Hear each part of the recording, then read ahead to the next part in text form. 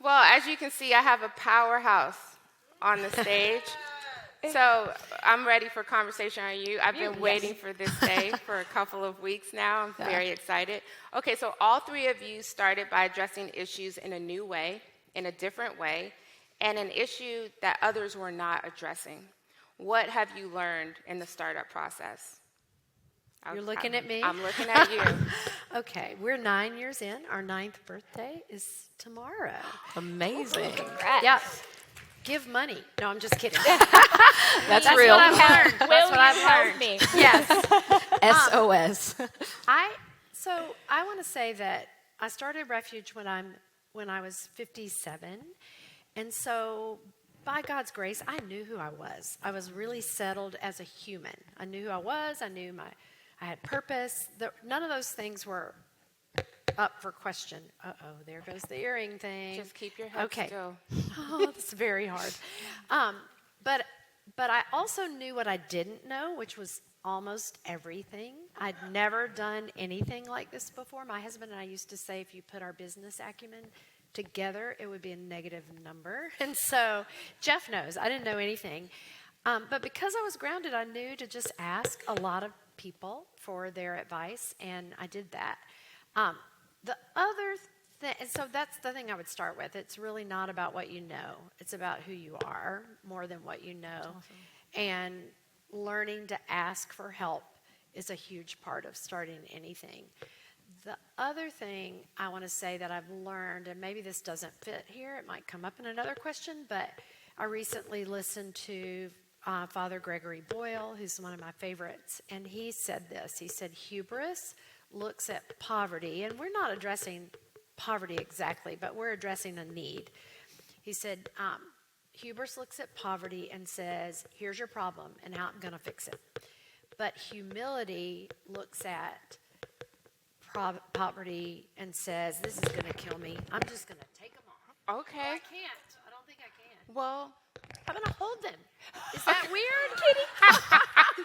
While I'm talking, I'm going to hold them for just a second. authenticity at its finest. Really. What I didn't know was wearing big hoop earrings is a problem.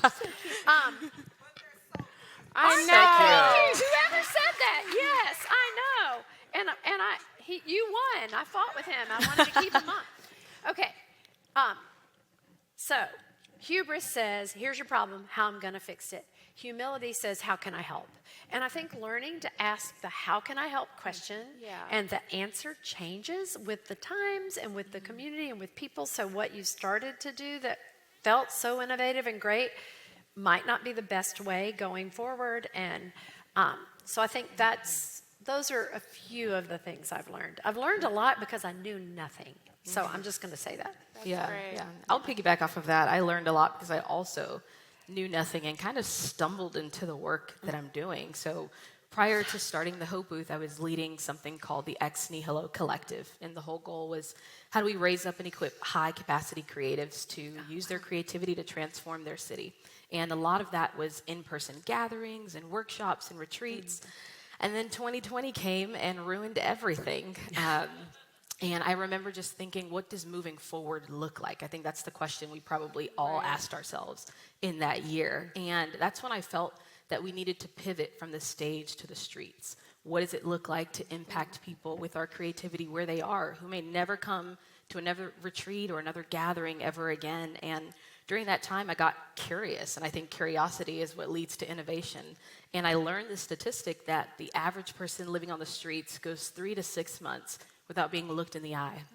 I remember hearing that and thinking to myself, that is unbelievable that there's so many people who do not know that they are seen, that they are valued, they're loved. And I think we all feel that same urgency of ensuring people know that their life matters. That's why we're in the work that we do.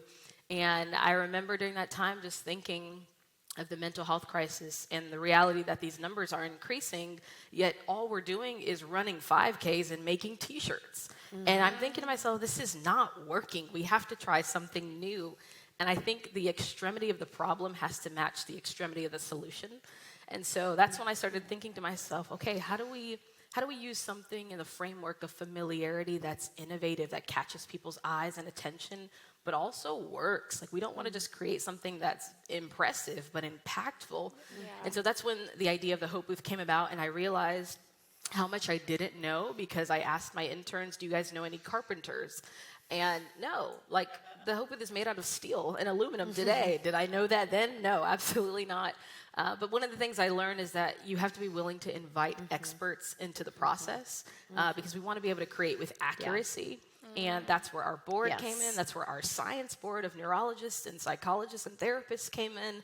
That's where data analysts came in, and people who do way more than anything I could ever do. And I think that's what helps us reach more people in the grand scheme. And so that's one of the things that I really learned. Amazing. I love Jen. Thank you for sharing that. That's so inspiring. I think there's several things, and I'll talk about them kind of I'm going to mention 4 things, I think, hopefully, if my brain remembers everything. But I want to talk about them in stages. And the very first thing, at least for me, because my story of why Giving Kitchen exists today is a little bit different. My path and my journey, I also knew nothing about nonprofits. I fell into this into being so passionate about advocating for food service workers in crisis because of what happened to my late husband. He was a chef and diagnosed with a terminal cancer diagnosis, and the Atlanta community of food service and restaurateurs gathered and rallied and changed the course of what I see food service being today. And I think the very first thing from that tragedy that happened in my life was in order to let in is to let go. You have to let go to be able to let in. And that's this opportunity of kind of releasing the walls that might be built of pride and having courage to say that you're not okay. And these are, conversations that Giving Kitchen has as an agency today in the scope of helping food service workers. So I think letting go in order to let in, and again, kind of lessening the pride and allowing people to come to the table and say, let us help you, is really what ignited Giving Kitchen. We're now in our 11th year, but 12 fundraisers ago, when the very first fundraiser was put on for my late husband and myself to help us through our time of need during his final year, has now turned into a national nonprofit. We've helped nearly 20,000 food service workers. And that let go, let in has turned into trusting that you have resources available to you. And I think that also speaks to kind of that leveraging of your pride and being courageous to ask for help, is to trust that there are resources out there to provide for you. And then I think kind of within stages of Giving Kitchen and how we've grown over the last 11 years is and I think really one of the biggest things, because at our very beginning, and I believe this wholeheartedly within the core of nonprofits and not-for-profits, and what you do on a daily basis is to serve others. Your complete heart and passion is to, what can I do? What can I do to help someone? And I loved the conversation that we were having this morning about, I think Maya was saying it, but about helping one, and that ripple, because that's the exact same story, different story, but the exact same feeling. I could relate to her story so much about helping one and what that dynamic ripple, how that affects so many others. And in that, telling a very clear and concise message about what you do and who you are and why has taken many, many years to evolve. So. I love the that. fact that you shared all of your different answers, because even though they were all different in how you came into leading your nonprofit, leading your organization, and the why behind it, the interesting thing is there was a vulnerability piece for each and every one of you when it came to asking for help, when it came to saying, this is an issue that I see, and it's a problem for me, and I'm going to try to solve it, even though you might not have had the resources or the know-how to do it. But now you're sitting here 9 years, 11 years, and now, how many years now for Hope Booth? We're just little babies. We started in 2021. 2021, Yes. I mean, that's amazing. That's a big So deal. Yeah, it's huge. I think that's congratulatory. I want to say the vulnerability never goes away. It Exactly. gets really more intense. And I don't know if you've seen the video, the National Geographic video that's come out of the emperor penguins. Have you seen it? And they jump off of a cliff. No. And Antarctica, and they're babies. And I saw it, and it was like this visceral, oh, I feel you. But they're jumping off of a cliff into water so they can get food. But, it is, you should look it up. It's this huge high cliff, and there's hundreds of them, and there's one that goes first. And I'm like, I remember asking Jeff in our first year, do you ever feel like you're jumping off a cliff? And he goes, every single day. And I was like, no, I thought this was like a starting thing, and it went away. But it actually, if you do the work and you lean in, and you lean into precarity, like it's precarious to do this always, I resonate with all of that. The vulnerability is still there. Yeah. I'm glad that you said that, and it never goes away. Yeah, you have to remain vulnerable and it's open. beautiful. Absolutely. And people join you in it. But Good. Well, one thing that each of you all have done very well is mobilizing communities for change. So what have you learned about communicating for the larger impact? I can start. Yeah. I would say, at least for Giving Kitchen and how we invite people in. There's countless stories I could tell. I could give you the statistics about who's worked in food service, the reasons why working in food service can lead to, other professions, how often we'll go out to eat, and the dignity and the opportunity that every food service worker deserves. I think I just lost train of thought. Mobilizing community. Yes. I think for the way that we like to share impact is through transparency. Giving Kitchen was built on trust and gratitude, really. I remember, again, when my late husband was standing on the stage when this first fundraiser was for him and I, and 12 years ago, he stood on the stage just like this and declared his terminal cancer diagnosis a gift. Because what it had done to bring people together. And that is powerful, y'all. Yeah. I stood right there and just was in awe of someone. And it really cultivated this mindset of acceptance and resilience, and again, this kind of release of pride. And it brought people physically in. It really brought everybody to the stage, and they were just really empowered by that idea of just sheer acceptance and resilience. And that's a part of our core values today, empathy and gratitude. And our vision is to serve, this community with compassion and in care. And we do that through impactful storytelling. If someone comes to us and is willing to share a statement of need and their story or their gratitude, you'll see that if you follow us on Insta or otherwise, that's the core of what we share. It's like 65% of what we share are actual stories of humans, and we'll talk about that all day long, right? And their journey. And how courageous they are to be able to, allow others in. So I think just, again, the sheer mode of transparency and in staying true, that integrity of mission has to be built into your soul.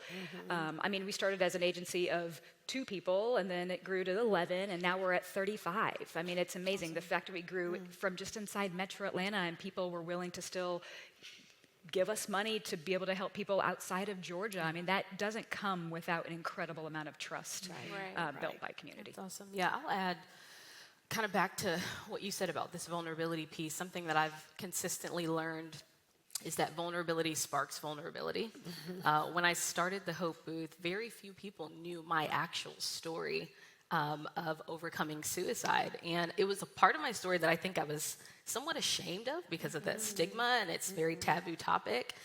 But I quickly learned that my story actually becomes a roadmap to redemption for other people.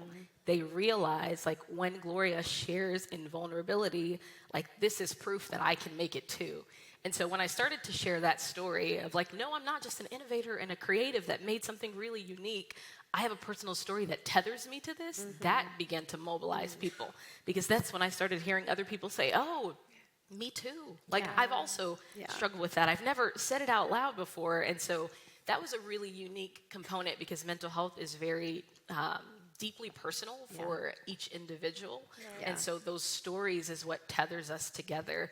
And then I would say a second thing that comes to mind I think clarity is kind, and something that we wanted to do from day one was be very clear about our mission. It was to make hope and help free and accessible to every single person on the planet. And we knew that we wanted to pioneer a movement where no one goes unseen. And we talk about this idea of movements. Movements don't happen by chance. No. They happen by choice. And it requires inviting other people into that choice. Yeah. And so we had to make it very clear, how do people become a part of this work that we're doing? I think when we're so embedded in the work, we just assume people know, but they have no idea, honestly. Yeah. We have to consistently educate them on how to do that. And then I'd say the third thing that really helped us was our branding. A lot of mental health branding is very dark and depressing, and it's black and white. And the Hope Booth is total opposite. It is bright yellow and blue, and the color of hope is green, but I thought green was an ugly color, so we went with the two colors that make, your There you jacket's go, I nice love though, it. isn't it? Oh, yeah. Talk about creativity right there, though. That's So cute. we went with the two colors that make the color of hope, which is blue and yellow, and Yeah. when everyone sees the Hope Booth, they're like, wow, this makes me feel. Yes. And I think that is like the key thing that branding is supposed Yeah. to do. It's supposed to make people feel a certain way. And so that's been something that's helped us, all of those pieces together, mobilize more people to be a part of the movement that we're building. I love that. Kitti, you want to add to that question? I wish I had a notebook and I could be taking notes I right know. now. I will say, I just affirm everything you said, and I think telling the story is important. For us, that's a little tricky. We have people who have fled war and violence and rape and systemic lack of welcome. You know, their own countries eject them, and so we have bright red trucks and pretty coffee shops, and we do dance parties and but our mission is to provide a full-time competitive wage job for resettled refugees, to welcome them in that way. But the other two things we do is we create spaces of welcome without any other agenda. But finally, we used to just say, oh, this is something we get to do, but it's really part of our mission too, and that's to tell a more accurate, more beautiful refugee story. Yeah. But the hard thing is there are people on all spectrums, and I think this is true of everybody. Some people, it's dangerous for us to tell their story or show their image. Some people are dying to tell their story. They're just so ready to do it. And so listening to them, a big key for us is that we do our work not for refugees, but with them. And so we take our cues from them about storytelling. There's a man from Afghanistan that worked for us like 5 years ago, and he was at my house with his son yesterday, and he goes, you can show my picture now, and you can tell my picture, you can tell my story. In other words, the people and the places back home that were dangerous for him are no longer dangerous to him. We wouldn't know that. Right. You know, and there are people whose trauma was so horrible but then we've had several people who had missing children in the country that they had to flee. And so they don't want to tell that story to the world. And so we've had to be, like, press is great, but press doesn't control your story. You really have to control them sometimes in order to tell the best story. So I think that idea of working with people, not for them. So you're not saying, oh, I'm just your grand patriarch or matriarch and I know what's best for you. That's not how we operate. But it is still important. And we have people who love. A woman said the other day, she goes, I'm a refuge success story. And I was like, do you want to talk about that in an interview? Can we take your picture? And she was like, yes. You know, she wanted to. Yeah. So I think that's one way we've built community and the impact. And Yeah. impact is in that way. I think with storytelling, and also, Jen, you mentioned the clarity of your mission. I think that those are important elements when you're thinking about how you're going to continue to communicate with, you know, your sphere of influence, who you're going to affect, because one, clarity brings about trust.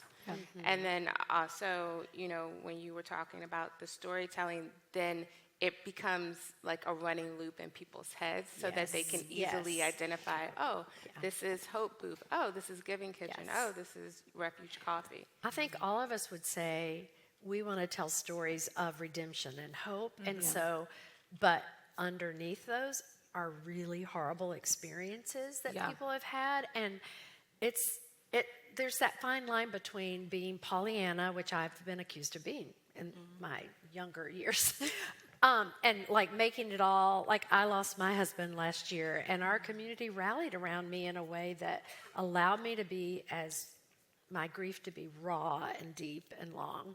And, but I think in the past I love telling refugee success stories. They abound. They're everywhere. Yeah. Right. And the world says such bad, it's a stigma as well. And there's a political side to it that's so ugly. So we just try to keep away from those things. Yeah. And, even in our community, we try to curate our space so that there's no side taking there. Yeah. So even the people who are against us have sometimes come around. I mean, people say to me all the time, how do you make people care about refugees? And you don't. You just can't. Yeah. But you can care. And then you can share those stories. And sometimes it moves the needle. Yeah, absolutely. But arguing doesn't. No. Yeah. No, it doesn't.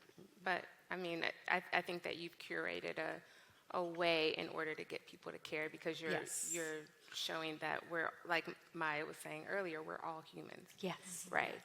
So when we talk about innovation, and you all have individually made strides in innovation in your organizations, I want to know, how do you keep things fresh and interesting? Being a millennial helps. Oh, okay. Yes, it does. Having a Gen Z team helps. Yeah. I think it goes back to that idea of being curious. Like, there's never been a point in our short-lived journey where we have thought we've got it figured out. There's nothing more to learn. I love that.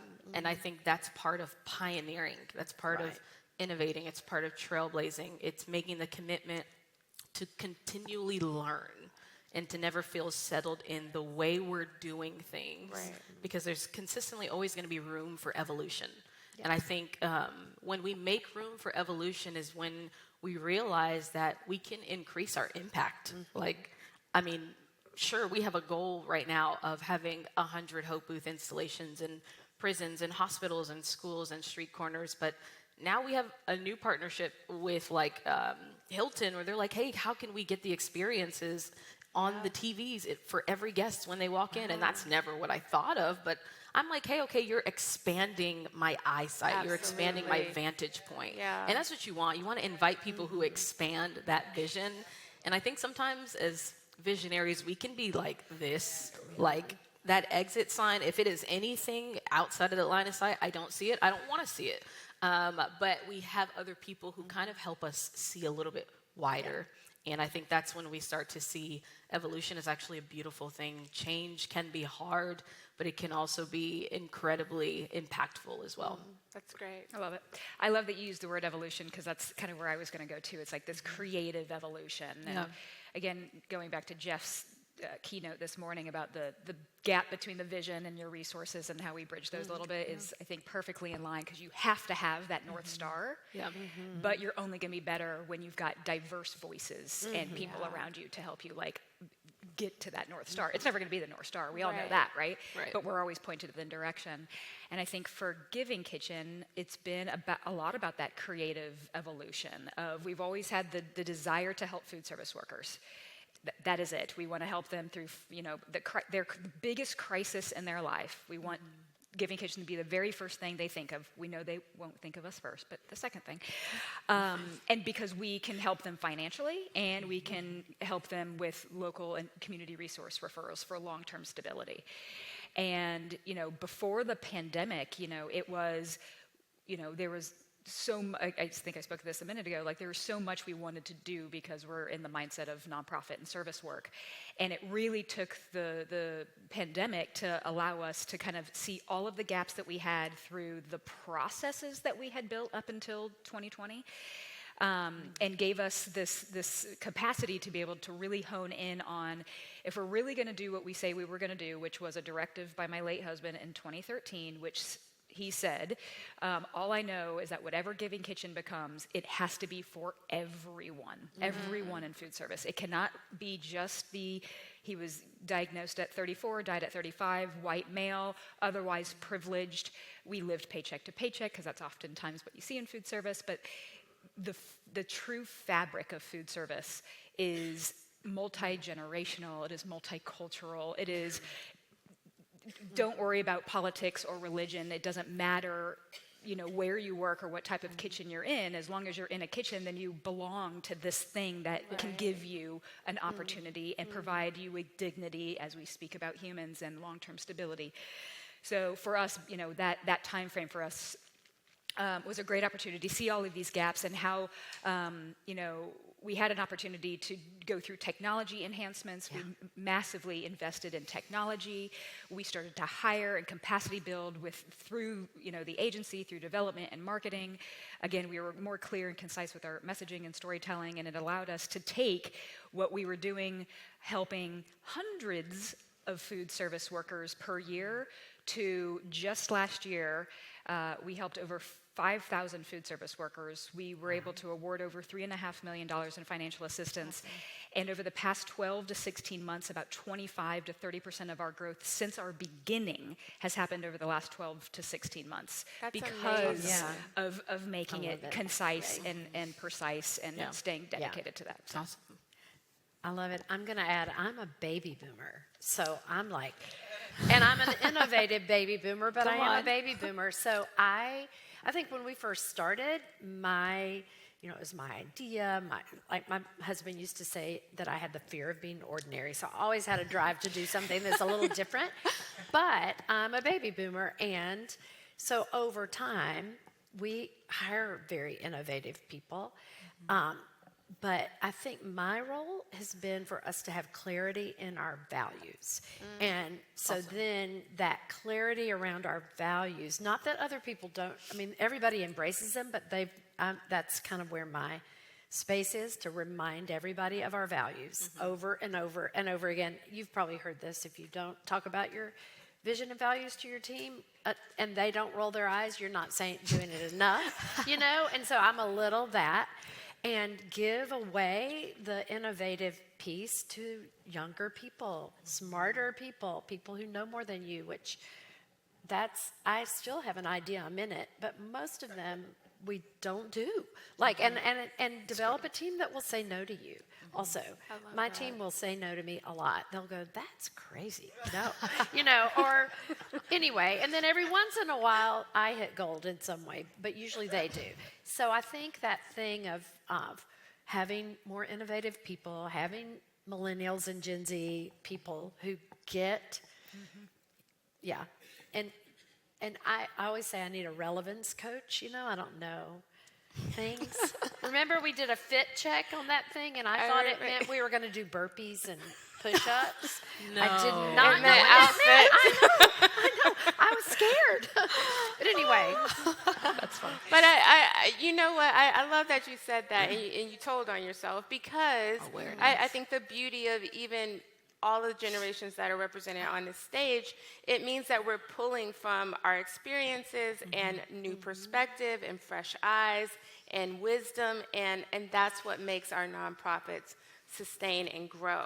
Right. But we have to be willing to keep our hands open and to welcome in the conversations, and not always look for the yes people, but look for the people who will challenge us along the way. Yes. So the next question when we come to innovation and the nonprofit leader, because we don't want to get stuck in our ways. There are people who, have just started, but people who are, have transitioned into taking the helm from someone else, is what do you think that role is? Like, what is it that nonprofit leaders need to do to keep innovation flowing through their organization if they've been doing the same thing over and over and over again?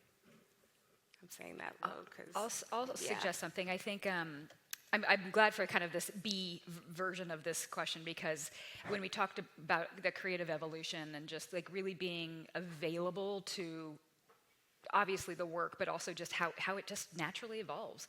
You learn so much over time. I think you can really truly never lose the passion at the focus.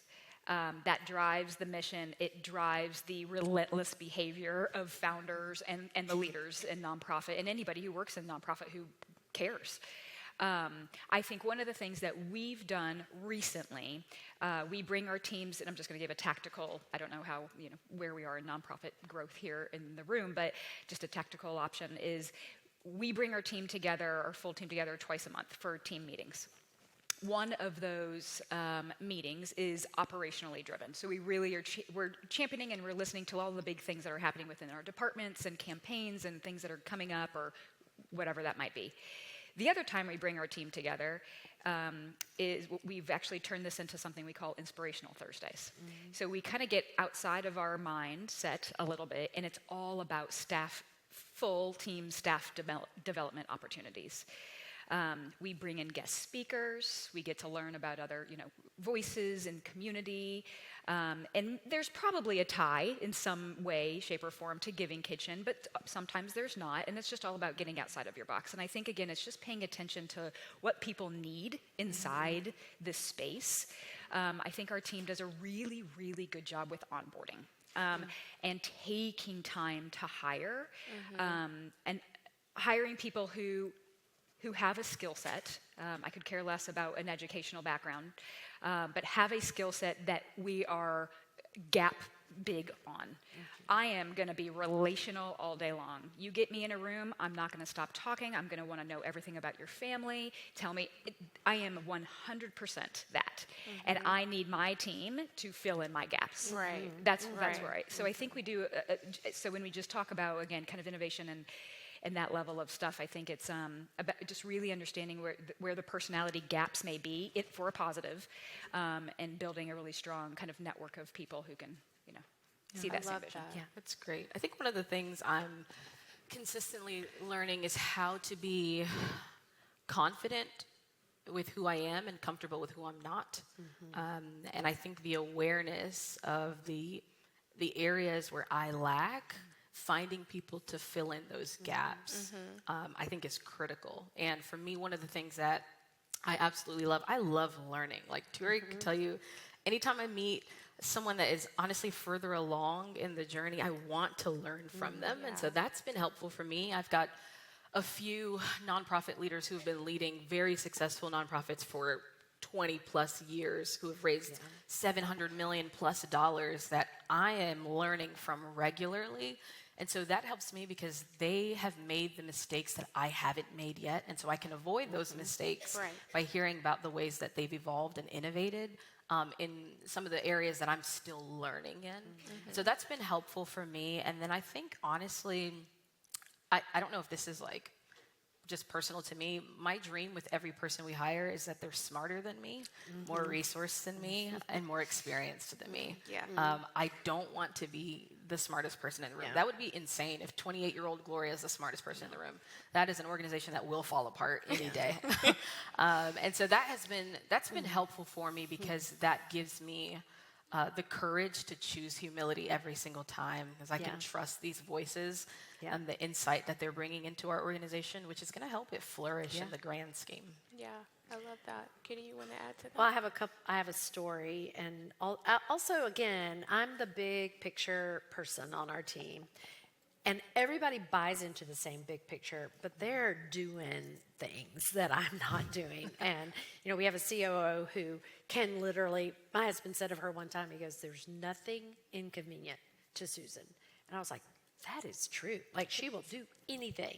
Like, anyway, I have story after story. But so at one time, we had a full-time marketing person. We do not have that anymore. We had to pull back on that after a while, and it was all good, and we love her, and she still does some stuff with us. But she had been with us less than a month, and I got this is kind of a fun story. I got an email from Kelly Clarkson's producer, the producer of the non-famous people they have on the show. They have 2 separate ones. Oh. Anyway, and it's so funny because people say, "How did you get that?" And I was like, "I didn't get anything. Like it just happened. But this guy sent me an email, and so I showed it to her, and I was like, I'm not inclined to do this. These things never happen. This will be a waste of my time. He wanted a 1-minute video, like phone video of me saying, "Hi, Kelly, I'm Kitti Murray, blah, blah, blah." And I was just not in a place where I felt like being perky. So I told her, I said, I think we're going to pass on this. And she goes, wait a minute. She goes, didn't you tell me in all things marketing, I'm your boss?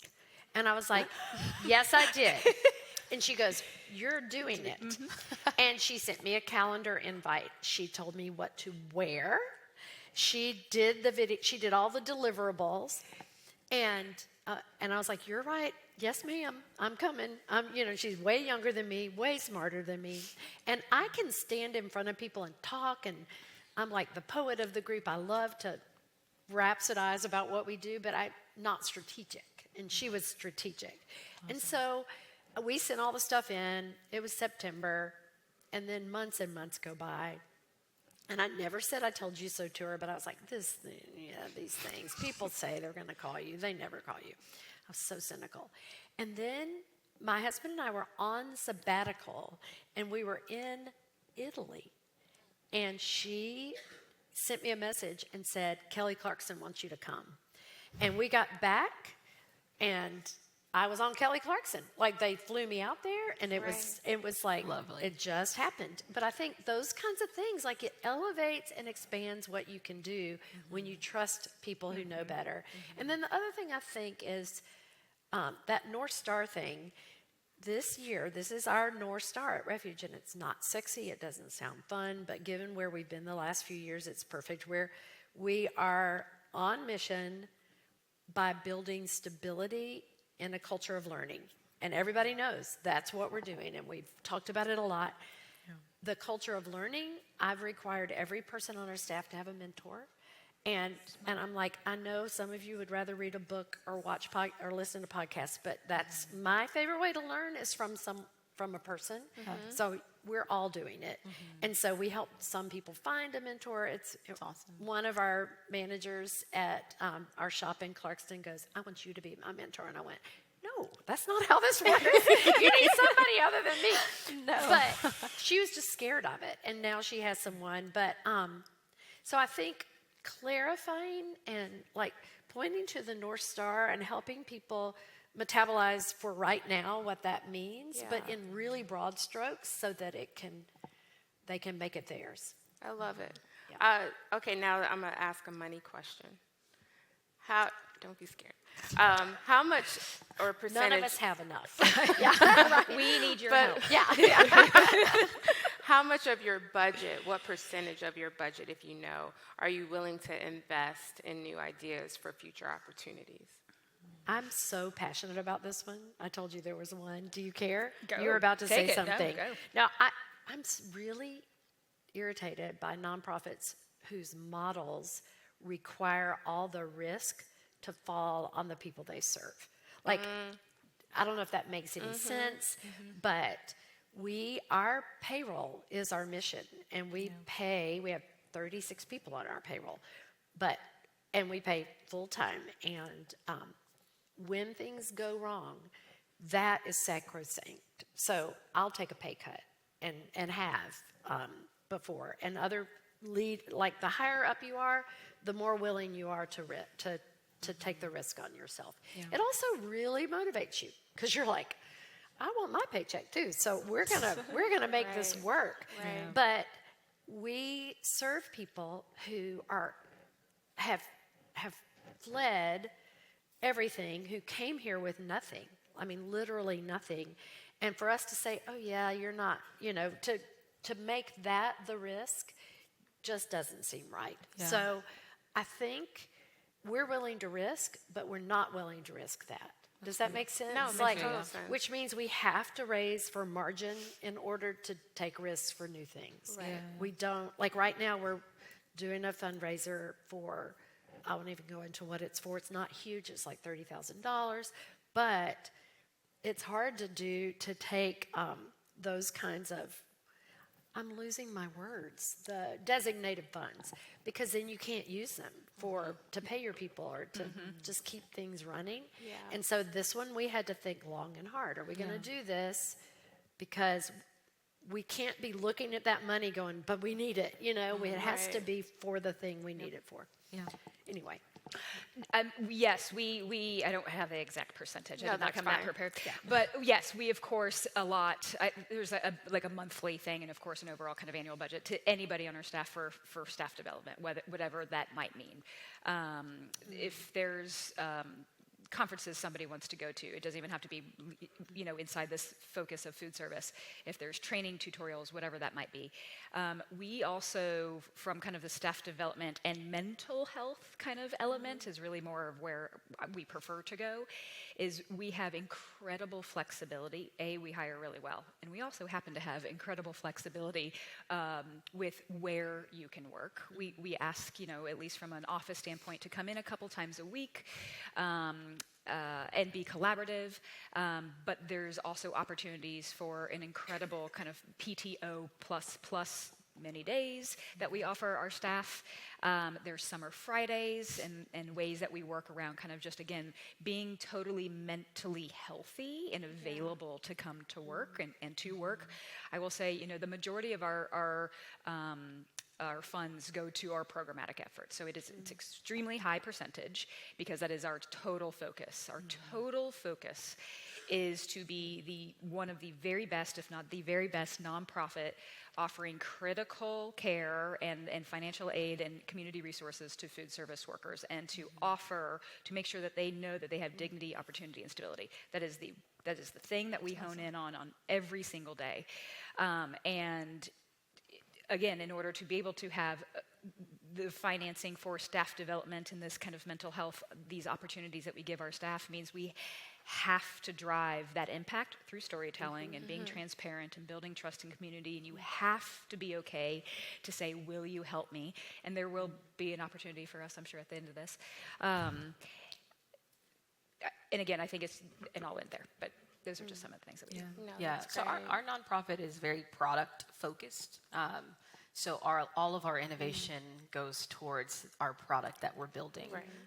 So in case you don't know what the Hope Booth is, maybe let me explain it to you. So basically we remodel old telephone booths and we turn them into these 3-minute interactive immersive experiences that are evidence-based to spread hope and then connect people to local help and support within a 5-mile radius. So places like Giving Kitchen or therapy or shelter or food banks, all of these different things. So we have these 2 sticky statements on our team. The first one that comes to mind is that we don't practice on people. The people that we serve are oftentimes in crisis, and one error can lead to a downward spiral, and that is not what we want to do. And if you're not careful, I think with how you practice innovation or how you implement it, you can harm people when your real heart is to heal them. And so we spend a lot of time with our science board. And these are, neurologists from Cambridge and Harvard who know what they're doing and who have researched for years and decades. So that's one of the things that we kind of implement. And then also we have this other saying on our team where we say anything worth doing is worth overdoing. What we're already doing is extremely unique and innovative. So we're like, if we're going to do it, we got to do it right. We have to do it correct. And we've got to do it accurately. And so that just revolves around our team having to commit to learning. When I started this, I wouldn't have told you that I knew anything about tech. I studied computer science, but I barely paid attention. I don't know how I graduated. But I've committed, well, if I'm leading the Hope Booth that requires a lot of technology, I have to learn this thing in and out. Is it my preference? No, but sometimes you have to exchange your preference for the cause of a greater purpose. And so that's what I've done and committed to, and surrounded myself by experts who are really good at what they do, who can teach me the ins and outs, because I've got to become an expert at this. And that's not an option at this point, especially when lives are on the line. And so that's a little bit of how innovation works on our end. And as far as the percentage of the budget, at this point, it's like 100%. For us, it's all or nothing. That's where we're at. Yeah. You're prioritizing. Yeah. I love that. I want to I want to skip around a little bit just for sake of time, but I feel like this question is really important because, you are leaders, and often we don't talk about like how we are refueling ourselves so that we can be in a space to innovate. So how do you carve out time for yourself, and what does that even look like? All right, have you mastered it, or are you still trying to, is it still a day like, oh, what do I do today? I'll go. Okay. So I'm naturally pretty lazy. So resting is not hard. That's Gloria's spilling all the tea. No, I've become a hard worker over time. But one thing that helped me that I've learned is if you work with your hands, rest with your mind. If you work with your mind, rest with your hands. And so I work a lot with my mind. So I've had to learn to do physical things when I rest. So bike riding, things that don't require my mind to have to work at a high capacity or high level. And I've implemented in a really practical way Sabbath daily, weekly, monthly. I haven't gotten to the annual side yet. I'd love to take a whole sabbatical for a year, but maybe when I get 20 years into the work, I'll do that. But carving out time. Less than 20. Okay, less than 20, okay. Less than 20. Carving out time every single day, whether that looks like 30 minutes or 1 hour or 15 minutes, I think there's no set structure as to what that looks like, but what works for you, finding that time daily. And then find that time weekly is, for me, it's one full day off. I take Friday sundown to Saturday sundown off. I don't think about anything Hope Booth. It tries to creep in, but I'm like, no, this is not the time for it. And I try to occupy myself with my people and my passions. And then I typically try once a month to take about 3 days off to recover and reset. And that's what helps me stay passionate in this work. And I haven't been in this for long, but I want to be in this for long. And so I want to set those rhythms today and now so that I have a lot of longevity ahead of me. I want to applaud you for setting this now. Yeah. Don't be like the rest of us who are trying to catch up to creating healthy rhythms. Yes. And I just love that you present it, right? And it's not going to be, like you just said that, it's not for everybody, whatever's going to work for you, but it's like this available option that sometimes people are just maybe a little bit fearful to try for themselves. Yes. And that's what I just took away. I love that. I have a 4-year-old at home, little boy Blue. And I actually come from kind of a creative field. So and I too, actually, I'm more in the mindset of like strategic and storytelling and a lot of mind during the day and the week. And I don't really turn Giving Kitchen off. It's part of my own life story. It is my complete passion. When I go out to eat, of course, I'm going to try to encourage somebody, to learn about Giving Kitchen. So for me, I probably spend every part of my day to some degree is going to be crafting something. The art of tidying and organization and this type of craft, whatever it is something I really deeply enjoy. It brings me a lot of peace. And so there's something with my hands that I try to do every day. And in general, being a mom of a sweet little 4-year-old is the most joy I've ever experienced in my whole life. And so every second I get with him is a bit of a turnoff from like work and thinking of that. And so it's for me, it's family time and just a complete mind shift for me to really kind of take in the whatever I might need. Good. Kitti?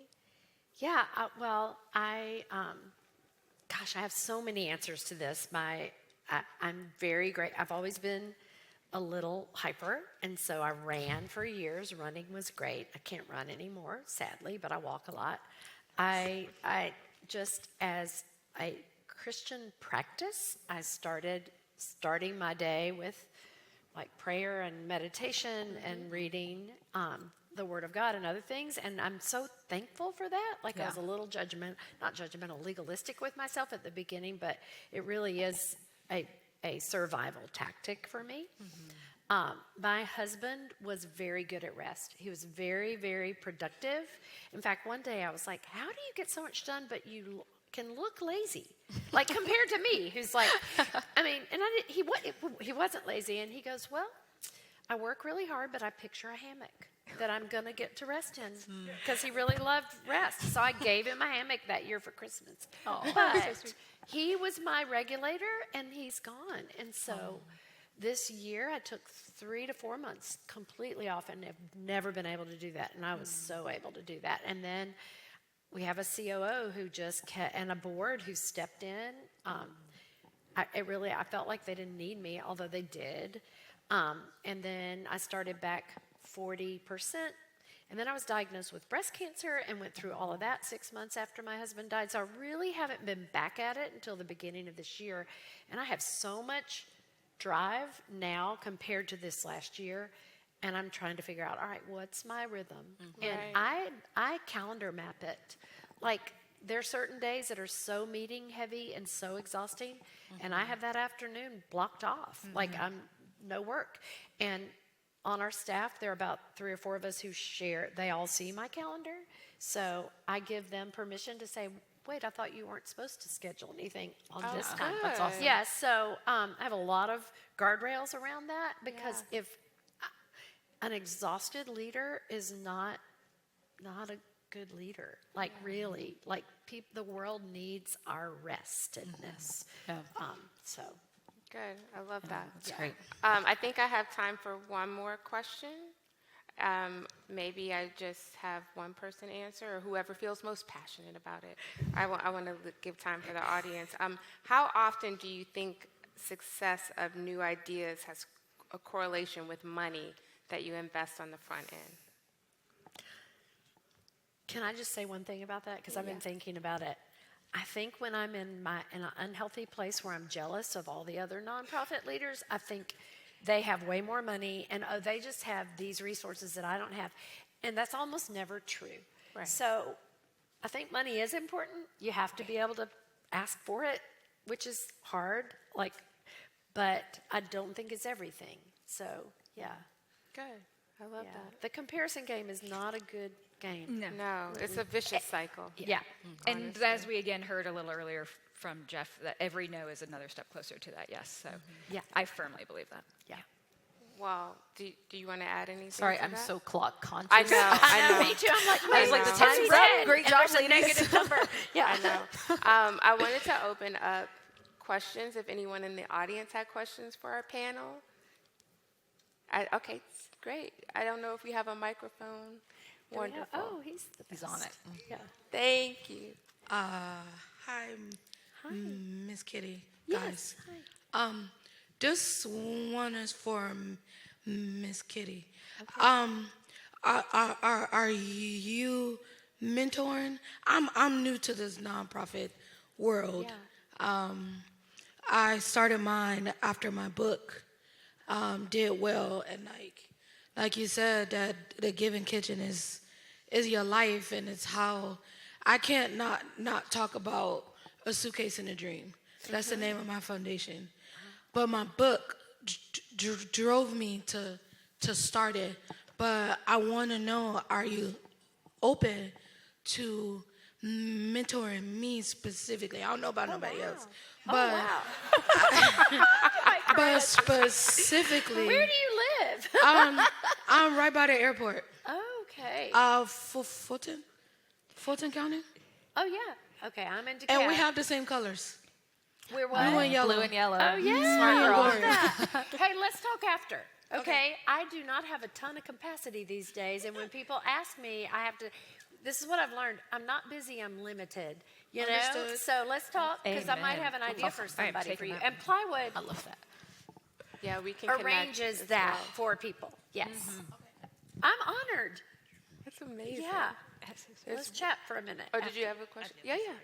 Hi, my name is Erica Wright, and I have a question for the Hope Booth.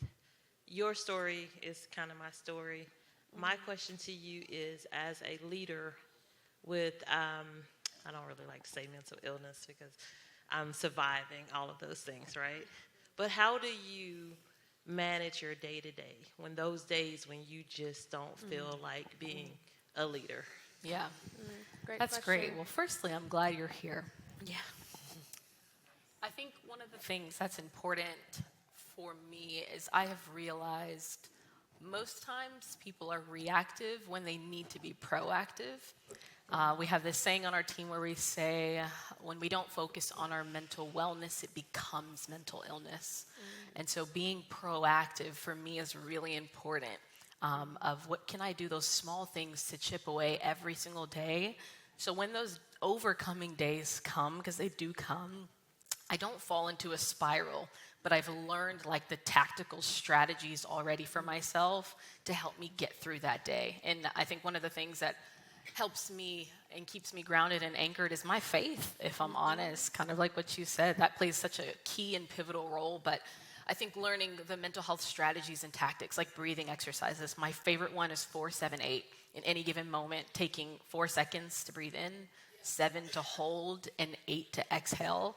It's magical what it actually can do in a moment of crisis. And we have this this thing we've been learning with neuroscience, where we talk about this idea that our brain cognizes our voice better than our thoughts. And so in some moments where I'm having thoughts that are overtaking, I have to vocalize the truth. Like, it can be very hard to do it, but it's so powerful, and it changes like the actual chemical balancing of my actual brain in the very moment, and helps me recenter and balance myself. And that keeps me as a leader anchored, and then helps me lead my team as well when they're going through hard moments as well.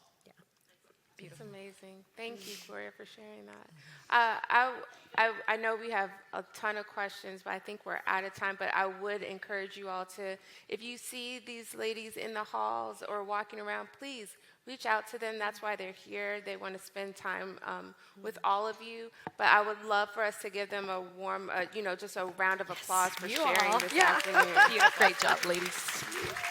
Great job. I know. That was Y'all awesome. are the